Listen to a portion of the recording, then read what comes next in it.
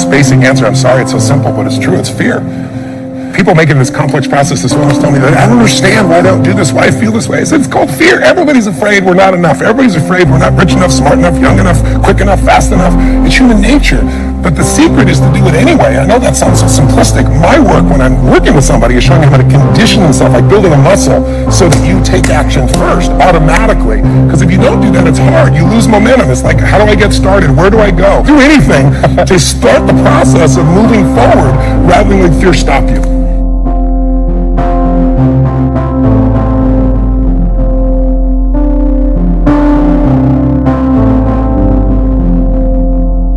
All of you have targets, things that you're after. If you're going to get a new result, if you're going to grow your business, if you're going to be able to support your mom, if you're going to get rid of the anxiety, if you're going to be able to overachieve and not have all that fear inside of you, you obviously need to get a new result.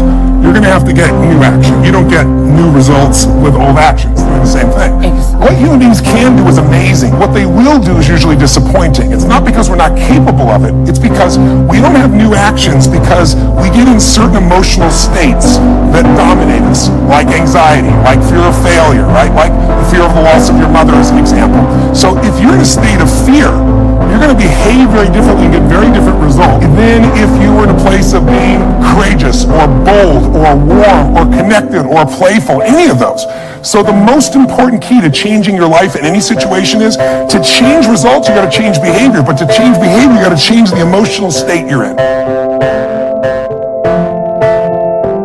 How do you do that when you don't feel like it or it feels overwhelming? There are two ways, and I've done this with the greatest athletes in the world. I've done this with 4 different presidents of the United States. I've done it with billionaire clients.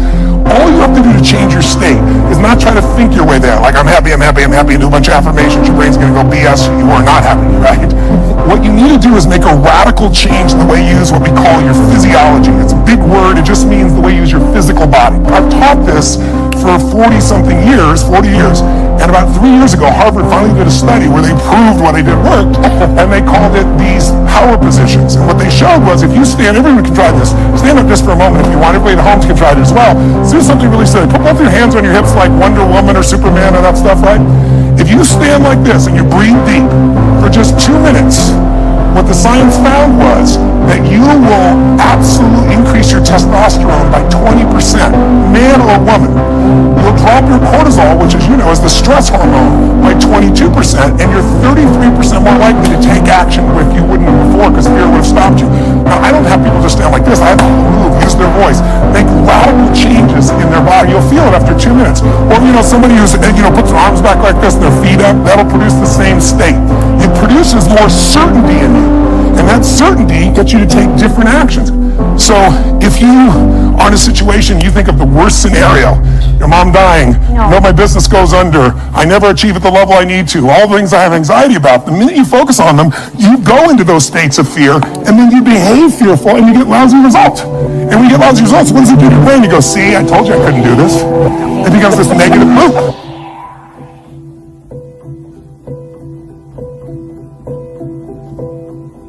So how do we break out of it? We change our focus by asking better questions. Answer this question in your mind. What is it in your life that you're proud of? If there's something you could feel really proud of right now by focusing on it, your children, yourself, something you accomplished, you did, how many can think of something you could feel proud of? And I don't mean fake pride, ego pride, like where you're making things up. I mean, well, you really did something you're proud of. Good. Right now, close your eyes and focus on how it feels when you're really proud. Focus on that moment you're proud of. How do you breathe when you feel really proud? And if you're a little kid, what happens to your face when you're really proud? You don't hide it, right? There's that big smile on your face. Think of something that you could be really grateful for or excited. Pick either one. Something you could be grateful for, a person, a moment, or something if you wanted to that you could be excited about. Let's use excited for a moment. How many can think of something in your life that if you focused on it, you could feel excited? All right? Close your eyes. And just for a moment, all we're doing is changing your focus. Focus on what could excite you. Feel like it's really happening. Your mom's healing, you break through in the business, you're achieving the goal you want. Anxiety is ripped from my life. I'm on charge, I'm on top of it. How do you breathe when you feel really excited? So if we change the state you're in, just by changing our focus or the way we use our bodies, it's got to be a radical change, right? Here's my question for all of you. If you focus on what you want, life has probabilities. There's no guarantees, but you increase them when you change your state. And that's really what this is all about. Learning to change your body and learning to change your focus.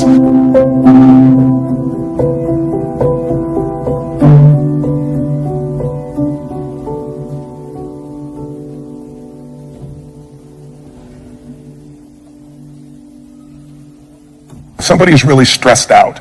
They're not stressed out for no reason. It's because they're focusing on something that makes them feel stressed.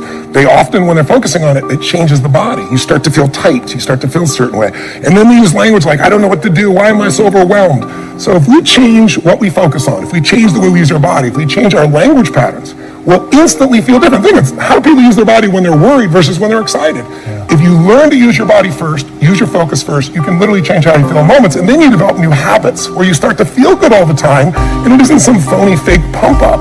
It's literally the way you've conditioned your body. Just like being fit as an athlete, you want to be emotionally fit. When you're not sure what you're going to do, you're going to hesitate. And hesitation kills momentum. And momentum is what makes a sports team win. It's what makes an athlete, a business person win. When you get momentum, it's like it takes enormous energy to get a rocket out of our gravitational pull of the Earth. But out of the solar system is easy. Once it has momentum, it takes less fuel, less energy. Starting a relationship, starting a business, changing your body, it takes so much in the beginning. But once you get going, it's actually really easy. We all have a need for certainty. We have a need to know we can avoid pain, that we can be comfortable. Some people do that when they're stressed by smoking. Some people work out hard to deal with it. Some people eat to try to get that comfort back. If you were certain every moment of your life, you know what people are going to do, when they're going to do it, how they're going to do it, you'd be bored out of your mind. So we also need uncertainty. If you have too much uncertainty, you freak out. If you have too little, you feel bored out of your mind. And you can get uncertainty or variety by a great conversation, by making love, by taking on a new job or a new career, a new opportunity. You get a million ways. The question is, do you meet your needs in ways that are positive or negative? Because sugar will make you feel good in the moment, but you feel good long term. Smoking a cigarette will make you comfortable and certain.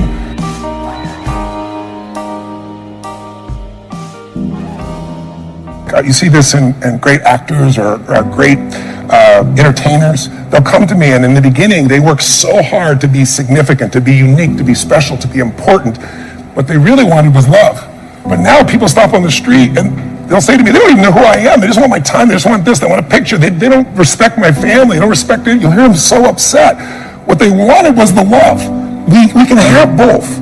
But the more significant I am, the more unique I am, the more separate I am from you. The more connected I am, then some people go, yeah, but where am I? Where am I special? So finding that balance between the two is what makes people feel alive. And we can meet all these needs in positive ways or negative ways. You get significance by tearing other people down. Oh, they're lucky, they don't care, they took advantage of somebody. You know anything about them. You see people dealt with famous people all the time. Why are they tearing them down? Because if I don't feel good about myself, if I can make you smaller, I look like I'm moving up. But you're not, and it doesn't work. But if you do things where you significantly love someone, if you care for someone, you're the most significant person in life. If you try to prove you're significant, then you have kind of the Trump effect. Even people that like him will say, sometimes he can push people aside because he's telling everybody how special he is. That gets in the way of relationship. If we're going to connect, we got to not make ourselves significant. We got to find out what's significant in the other person and honor it. First four needs are the needs of the personality. We all find a way to be certain, even if we have to lie to ourselves or just work hard. We all find variety. We all find significance, even if it's tearing other people down. We all find at least connection, if not love.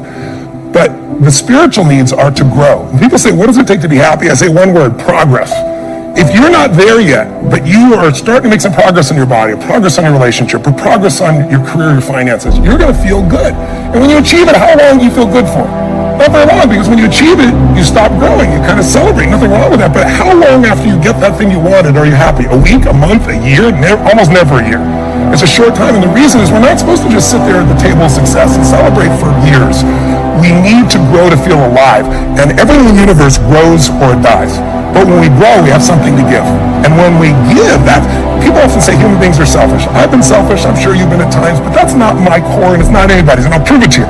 When you have it, all of you at home and all of you here, when you have something great in your life that happens, you learn something, you experience something beautiful, what's the first thing you want to do?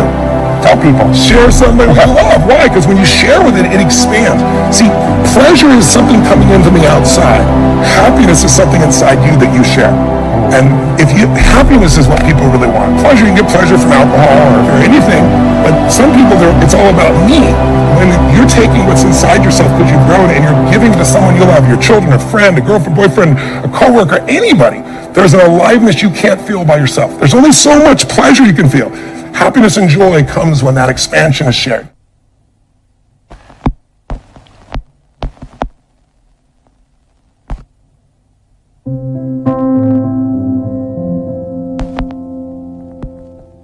Well, if you want a breakthrough, not just a little change, you can change laterally. You can go from being pissed off to frustrated. Right? Doesn't help you much, right? But if you really want to change, most people are trying to change. Say they want to lose weight, they want to make money. They go, how do I do it? They look for the strategy. But I'd like you to think of 3 S's.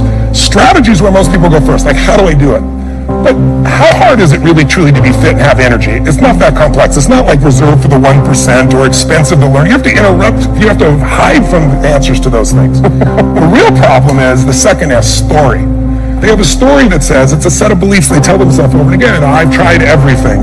Or if they're single, all the good ones are gone. Whatever the story is. And if you tell yourself a story over and over again, so we convince ourselves. You always come up with a lousy story when you're in a lousy state. And so the number one thing I show people to do is how to change their emotional state. When you're feeling tired or frustrated, when you learn how to change your body so that you really feel excited and isn't fake, when you learn how to change your biochemistry, which is what I teach people to do, when you're upset with someone, do you ever notice how you can now remember everything that they've ever done that ever upset you? Right? But when you're in love, what's wrong with life? What's wrong with anything? When you're in love, we have no money. Who cares? We're in love. Right? So your emotional state controls the story you have about your life, and then your story determines whether you find a strategy, or even if you know the strategy, whether you really do it or not. When people say I tried, what they're really telling me is I have a story that says I should try this, but it's really not going to work. So I give it a half-reared attempt and it didn't work, and now I can tell people I tried. What you really got to do is learn to change your emotion, your state, change your story, and then you can find the strategy, or you can make the strategy to work. I constantly believe you got to feed your mind and challenge your body, because the mind-body works together. What stops people, as we said, is fear. Well, fear is physical. You feel it in your throat, your gut. But if you do something really physically strong on a regular basis, you develop a new emotional habit. And that emotional habit will get you to follow through and do things differently that people won't do. It's really not that complex. There are a few habits in your life that truly could change your whole life. I start every single day with this process called priming, training my brain to be in a peak state. So what I do every day is I prime myself for what I want, rather than letting the environment control me. We've all had times when you snapped at somebody and you felt bad because it wasn't them, it was the state you're in, right? Well, there's no excuse for that. If you prime yourself, you set yourself up. But the way I did it is I do this process. It's 10 minutes, I put some music on, I do this massive change in my breathing, so it radically changes the way I feel. And then I do this 3-step process. First, I do 3 minutes of gratitude, where I think of 3 things I'm really grateful for, and I associate, I don't think about it, I feel it. And the reason is, when you're grateful, you can't be worried. You can't be fearful. When you're grateful, you can't be angry. And anger and fear are what screw people up most in their relationships, in their life, in their business. So I wire myself. I was saying to you that most people want to be happy, but their habit is to be worried or pissed off or frustrated or stressed. And so they've got a highway to stress and they got a dirt road to happiness. So I wire myself. I've got a highway to gratitude, which changes all your emotions. And then I do a 3-minute process of kind of a prayer for my family and friends. And then I do a 3-minute process of the top 3 things I want to accomplish. I see it as done, and I feel it. I'm done in 10 minutes. And sometimes I go 20. But my deal is 10, so there's no excuse not to do it.